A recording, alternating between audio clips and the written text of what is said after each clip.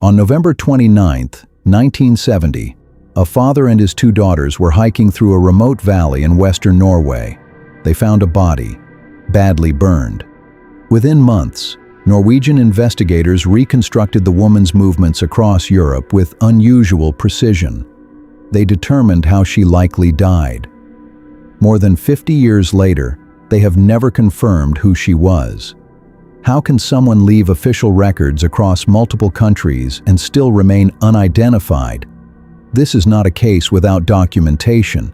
It is a case where documentation failed to produce identity. The location was Isdalen Valley, a steep and isolated gorge outside Bergen. The woman appeared to be between 25 and 40 years old.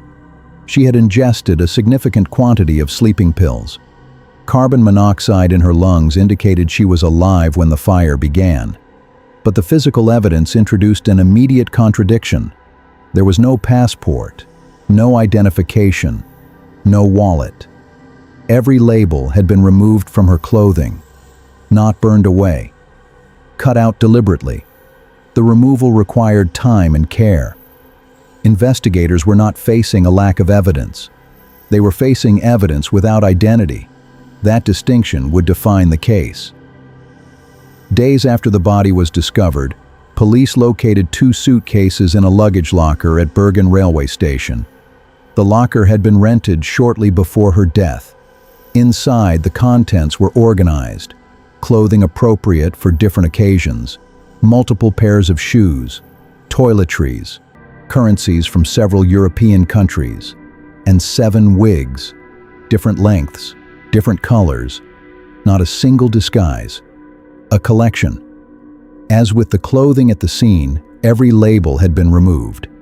Some cosmetic containers had identifying marks scratched away. This was not random damage. It was selective concealment. Among the belongings was a small notebook. Short combinations of letters and numbers filled its pages. When investigators compared the entries to hotel registries across Norway, the pattern became clear: Oslo, Stavanger, Trondheim, Bergen. She had stayed in at least 8 Norwegian cities under at least 9 different names. Each registration used a different passport identity. Different nationalities were declared: French, Belgian, German. The hotels remembered her. The clerks recorded her. Train routes were documented. Dates were logged. The administrative system captured her presence at nearly every step. Hotel registries preserved her name, even if it was false. Train routes preserved her movements. None of those records preserved who she actually was. What they never captured was a confirmed origin. The clearer her movements became, the less clear her identity appeared. Witness accounts began to reveal consistent behavior. She was described as composed, self-contained, observant. She spoke multiple languages fluently. Several hotel employees later noted that her accent was difficult to place. In some instances, it appeared to shift. She paid exclusively in cash. She avoided unnecessary conversation.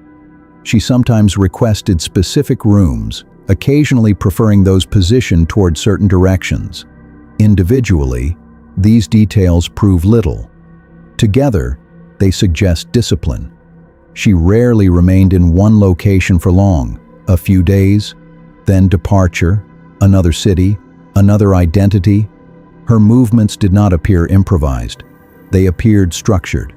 Whether that structure reflected personal caution or something more formal has never been definitively established. One further detail stood out. The shoes she wore were different sizes. Her movements suggested structure. The mismatched shoes did not. No confirmed explanation has ever clarified that inconsistency.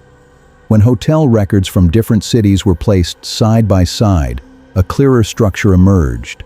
The focus shifted from witness impressions to the mechanics of her travel. Her aliases were not random inventions.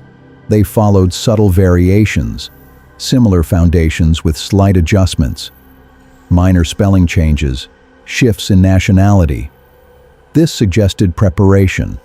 it suggested that the identities were selected with intent, not invented spontaneously. Police interviewed hotel staff repeatedly. Descriptions were consistent. She appeared attentive to her surroundings. On at least one occasion, she was seen observing the lobby before approaching the front desk.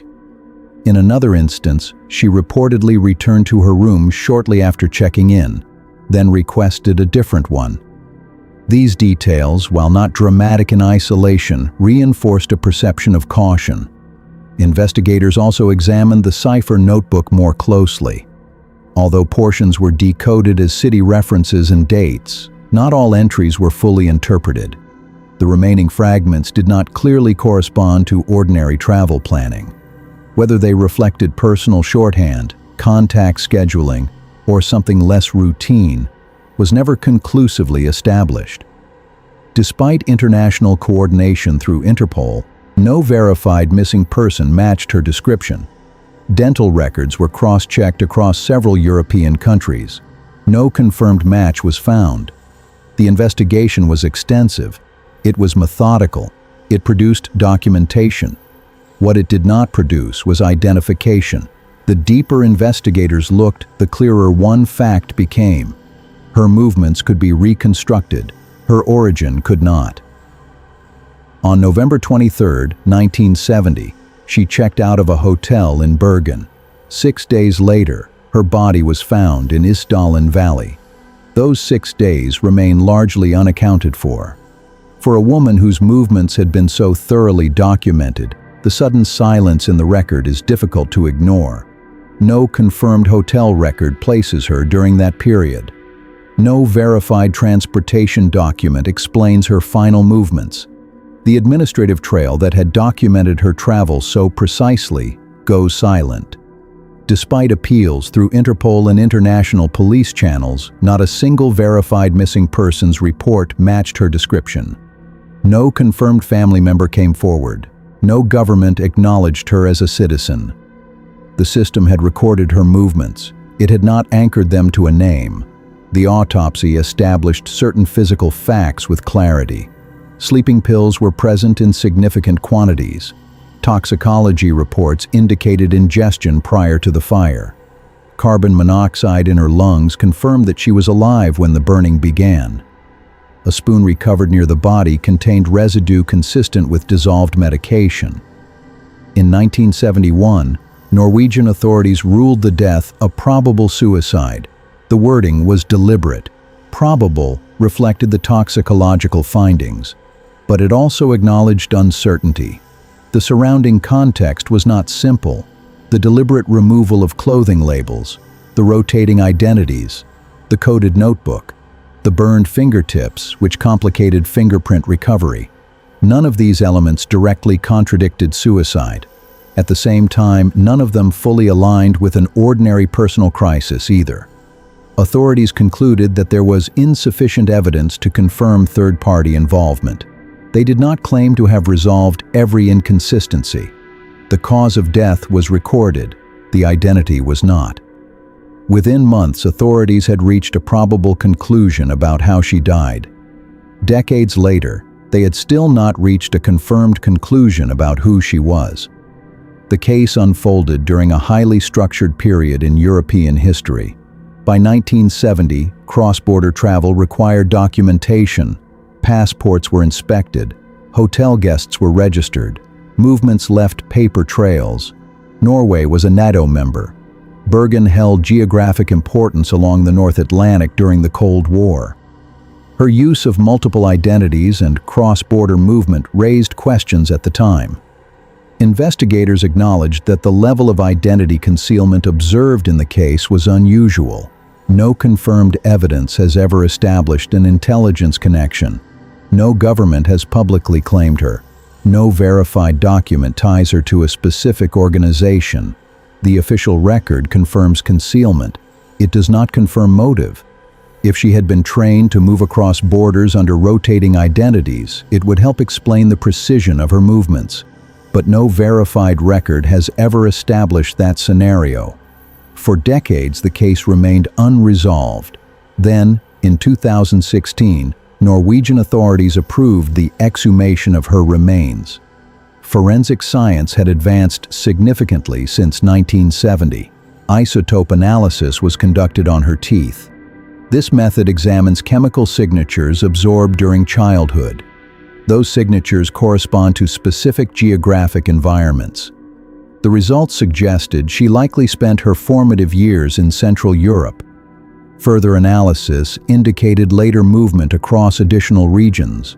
The findings narrowed geography. They did not produce a name. Modern forensic science can identify remains from fragments. It can reconnect families separated by generations. In this case, it could not reconnect a name to a documented life. DNA samples were extracted and entered into international databases. As of the most recent publicly available updates, no confirmed familial match has been identified. Modern technology refined what investigators could infer. It did not close the case. Despite advances in data systems and genetic databases, the central question persisted. Modern investigative systems are powerful, but they are relational. They confirm identity by linking one record to another.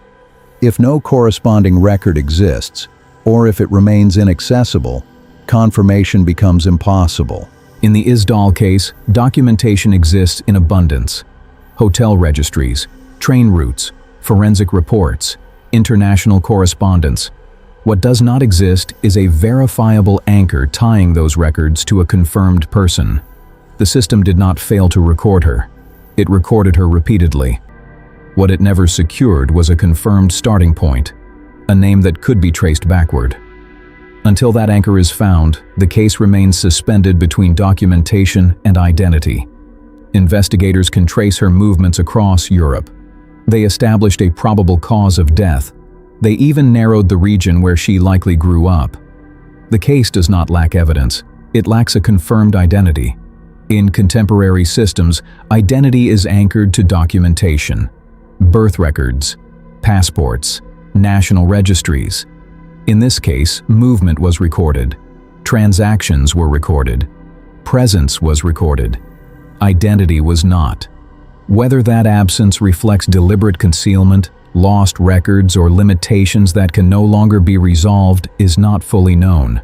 What remains clear is this: they never confirmed who she was. At some point, someone expected her to return. That expectation was never fulfilled. More than 50 years later, the Isdal Woman remains officially unidentified. She was buried in Bergen. The grave bears no confirmed name. At some point, someone knew her real identity: a family, a colleague, a government office. No verified record has connected that name to the woman found in Isdalen Valley. In a world increasingly defined by documentation and digital records, most identities can be traced. This one cannot. The system recorded her movements. It recorded her death. It never confirmed her identity.